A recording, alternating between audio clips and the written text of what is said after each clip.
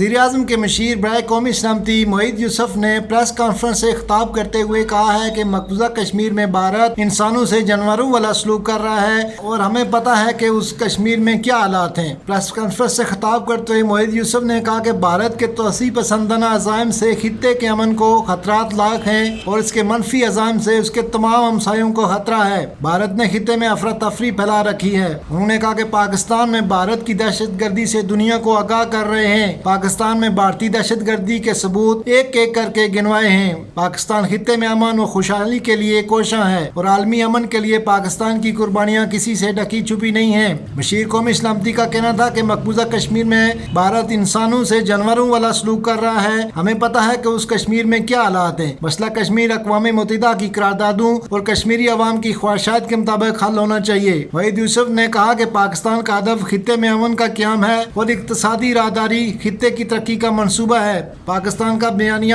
Economic security ہے۔ انہوں نے کہا کہ میڈیا پاکستان کی سفارتکاری کا حصہ ہے کیونکہ 90% خبریں پاکستان کے لوکل میڈیا سے اٹھا کر لگائی جاتی ہیں۔ Iqbal Sameem, KE news.